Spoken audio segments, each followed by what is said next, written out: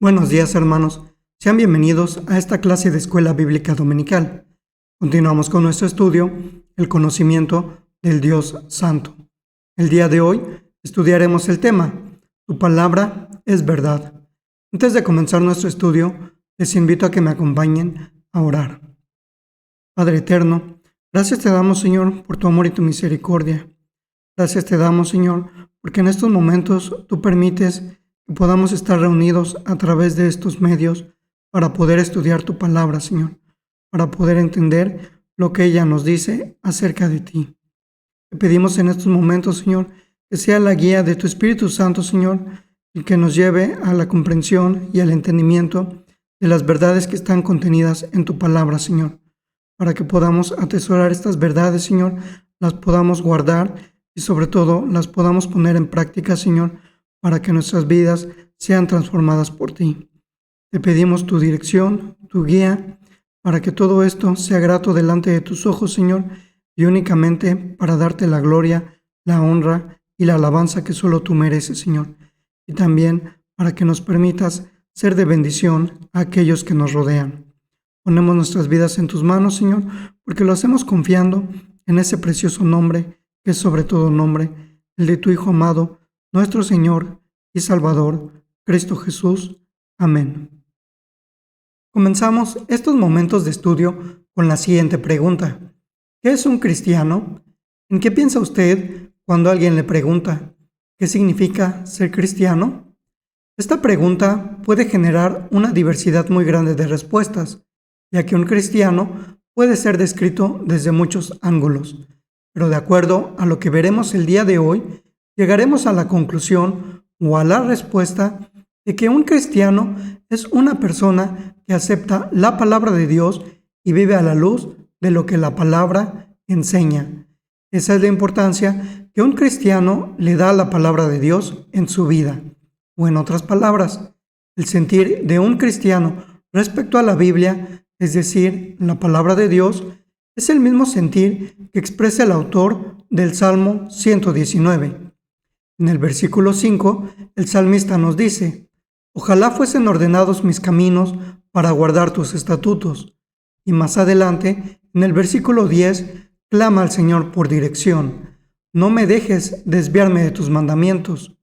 Mientras que en el versículo 26, clama por instrucción, ya que le pide al Señor: «Enséñame tus estatutos». Y en el versículo 36, reconoce que es rebelde a la palabra de Dios, por lo que pide al Señor: «Inclina mi corazón a tus testimonios», mientras que en el versículo 80 pide por integridad: «Sea mi corazón íntegro en tus estatutos». Este es el sentir de un cristiano respecto a la importancia de la palabra de Dios en su vida.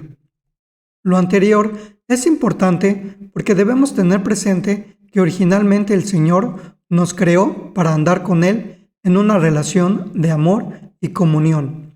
Pero una relación de este tipo únicamente puede darse cuando las dos partes se conocen mutuamente. Dios, como nuestro Hacedor, nos conoce perfectamente. En el Salmo 139, de los versículos 1 al 16, encontramos una descripción de lo bien que nos conoce. En cambio, nosotros no podemos conocerlo a Él a menos que Él decida darse a conocer. ¿Se da cuenta? El hombre, por su propia iniciativa, no puede llegar a conocer a Dios a menos que Dios mismo decida darse a conocer. ¿Cómo hace esto Dios? ¿Cómo se da a conocer? Hablándonos. Dios nos habla. ¿Con qué propósito? Con dos propósitos. Primero, Dios nos habla para movernos a hacer lo que Él quiere. Dios nos revela en su palabra la forma en la que Él quiere que nosotros vivamos. Y segundo, Dios nos habla para que le conozcamos a fin de que podamos amarlo. Recuerde la forma en la que usted conoce a las personas, cómo una persona pasa de ser un simple conocido a un amigo. De la misma forma, Dios se da a conocer a través de su palabra para que podamos tener una relación con Él. Por lo tanto, su palabra, la palabra de Dios, nos atrae y nos instruye. Nos atrae porque nos hace volver a Dios y nos instruye porque nos revela la voluntad de Dios. Además, nos dice lo que Dios ha hecho y lo que está haciendo, para finalmente llamarnos a una comunión personal con nuestro Señor. A través de su palabra es que nosotros podemos conocer al Señor para llegar a tener esa relación de amor y comunión con Él. Una vez que ya tenemos claros los propósitos por los cuales Dios nos habla a nosotros como seres humanos, podemos entonces proceder a revisar lo que Dios ha hablado. Primero, tenemos que reconocer que la palabra de Dios es la fuerza más poderosa del universo, como bien nos afirma Jonathan Leeman. Todo lo que podemos ver a nuestro alrededor ha sido creado por Dios por medio de su palabra, como bien nos enseña el autor a los Hebreos en su capítulo 11, versículo 3, que dice: por la fe entendemos haber sido constituido el universo por la palabra de Dios, de modo que lo que se ve fue hecho de lo que no se veía. ¿Puede usted notar que la palabra de Dios se traduce en una acción poderosa y creadora? Es decir, Dios hizo todo lo que existe con el poder de su palabra. Si en estos momentos esta idea no ha quedado clara, un breve repaso del relato de la creación nos ayudará a comprender mejor la idea. Génesis capítulo 1, versículo 3 dice lo siguiente: y dijo Dios, sea la luz, y fue la luz. Así de simple. Él dijo y la luz fue. La misma idea se sigue repitiendo a lo largo del relato de la creación. Dios habla algo y el poder de su palabra actúa, de tal forma que el autor de Génesis se limita a consignar, y fue así, refiriéndose a que se hizo lo que Dios habló. Ese es el poder de la palabra de Dios actuando. Aunque Dios se revela a través de su creación, Dios no dejó solos a Adán y a Eva, cuando Él los creó para que trataran de interpretar lo creado.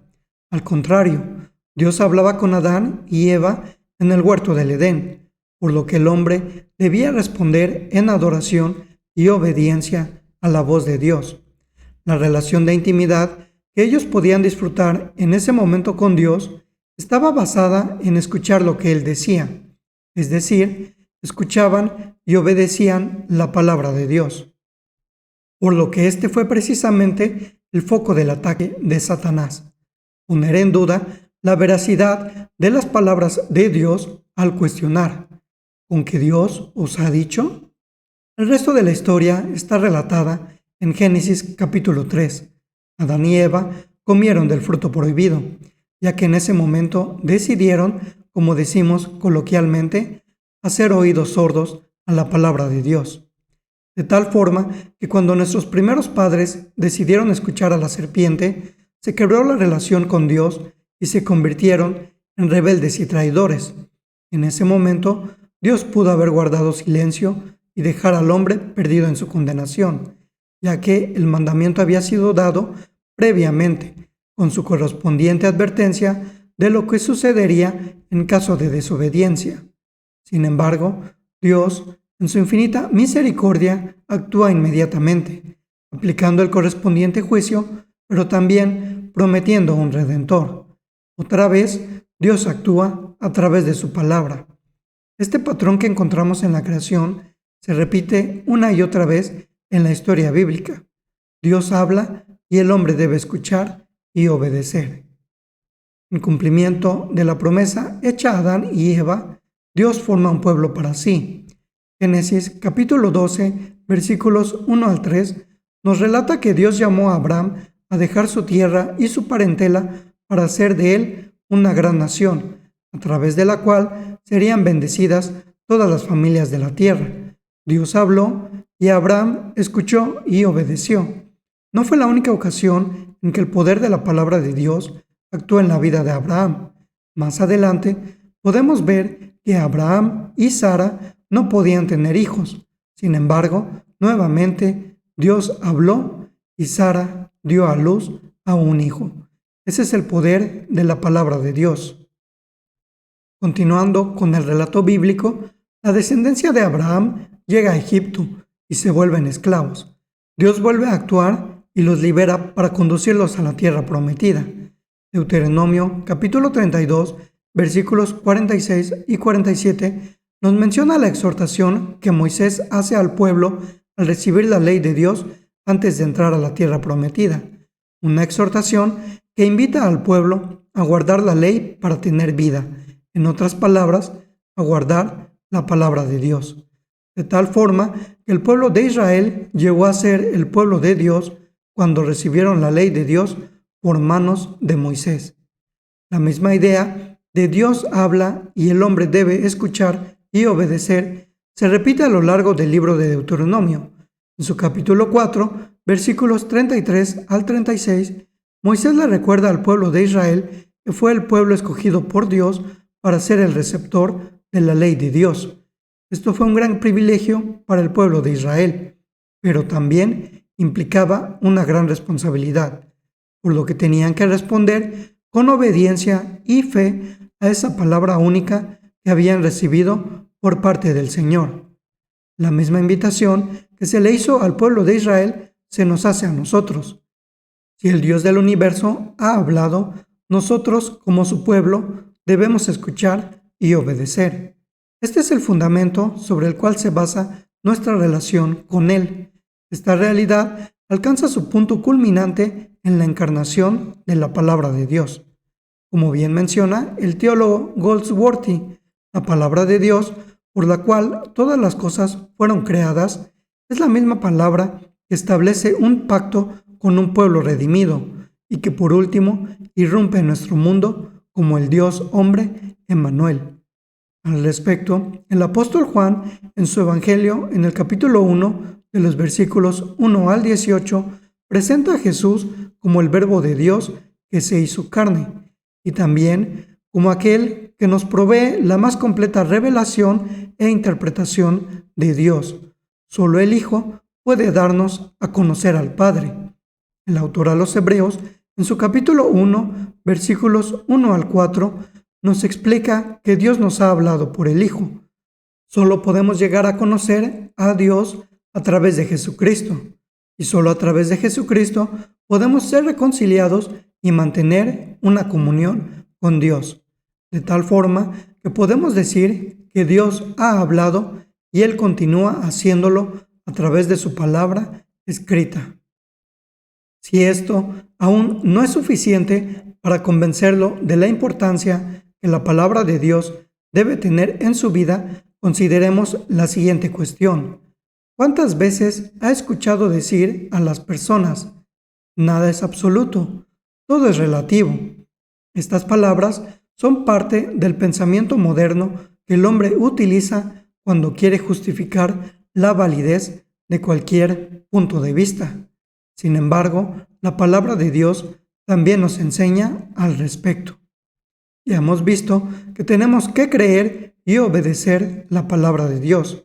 Y esto no se debe únicamente a que Dios nos manda que lo hagamos, sino porque son palabras verdaderas, a diferencia de nuestras palabras que pueden contener mentira o engaño.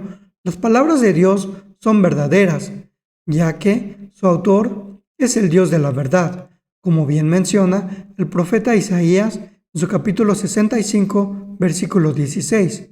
Por lo tanto, su palabra es verdad, como nos dice el Señor Jesucristo en el Evangelio según San Juan, capítulo 17, versículo 17. La misma idea se repite a lo largo de la Escritura.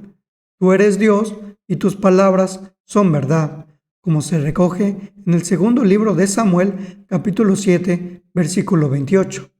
¿Qué significa que la palabra de Dios es verdad para nuestras vidas? Significa que podemos confiar en su palabra y por lo tanto podemos confiar en Dios. Significa que a pesar de las circunstancias que estemos viviendo, podemos aferrarnos a la palabra de Dios para poder sortear las dificultades de la vida. La verdad es parte de la naturaleza de Dios. Dios no puede mentir, como bien nos recuerda Números capítulo 23, versículo 19, que dice: Dios no es hombre para que mienta, ni hijo de hombre para que se arrepienta. Él dijo y no hará, habló y no lo ejecutará. Es por eso que sus palabras son verdad y no pueden ser otra cosa que verdad. Consideremos lo anterior en dos sentidos. Primero, los mandamientos de Dios son verdaderos. Al respecto, el Salmo 119, versículo 151, nos dice: todos tus mandamientos son verdad. ¿Por qué se les describe de este modo? Al respecto, consideremos lo siguiente. Primero, los mandamientos de Dios son verdad porque tienen estabilidad y permanencia en cuanto que establecen lo que Dios quiere ver en la vida de los seres humanos en todas las épocas. Es decir, las mismas palabras que el Señor compartió con su pueblo en el monte Sinaí después de liberarlos de Egipto siguen siendo válidas para nosotros. Del mismo modo que las palabras que nuestro Señor Jesucristo enseñó en su paso por este mundo siguen siendo válidas para nuestros días y por lo tanto para nuestras vidas. Estas palabras nos enseñan cuál es la vida que agrada al Señor. Y segundo, los mandamientos de Dios son verdad, porque nos dicen la verdad acerca de nuestra naturaleza. Los mandamientos de Dios nos enseñan que pecamos y que por lo tanto estamos destituidos de la presencia del Señor, que somos enemigos suyos y que solo podemos ser reconciliados a través de la obra de nuestro Señor Jesucristo. Por lo tanto, los mandamientos de Dios nos muestran lo que el hombre debió ser, nos enseñan cómo somos verdaderamente y nos previenen contra la autodestrucción moral, al mostrarnos que alejados de la palabra del Señor únicamente nos encaminamos a nuestra propia destrucción. Por otro lado, las promesas de Dios son verdad, y esto es algo que también podemos ver a lo largo de toda la Escritura. El autor a los Hebreos, en el capítulo 10, versículo 23, nos dice: fiel es el que prometió. ¿Cuántas veces no hemos afirmado y asegurado que Dios es fiel a sus promesas cuando estamos en medio de una situación difícil? Si algún día quisiéramos intentar medir la fidelidad de Dios, el Salmo 36, versículo 5, nos proporciona una respuesta. Jehová, hasta los cielos llega tu misericordia, y tu fidelidad alcanza hasta las nubes. Es decir, por más que intentemos llevar al límite la misericordia y la fidelidad del Señor, jamás nos las podremos acabar. Del mismo modo, esta fidelidad trasciende el tiempo. El Salmo 119, versículo 90, nos dice: de generación en generación es tu fidelidad. La fidelidad del Señor permanece a través de la historia humana. Entonces, ¿cómo se manifiesta la fidelidad de Dios? Fácil, cumpliendo fielmente sus promesas. Esta es nuestra esperanza. Confiamos y creemos en un Dios que cumple sus promesas, un Dios que jamás les falla a los que confían en su palabra. Ya para terminar, retomemos la pregunta que planteamos al inicio. Con todo lo que hemos comentado, podremos ser capaces de ampliar la respuesta. Entonces, ¿qué es un cristiano?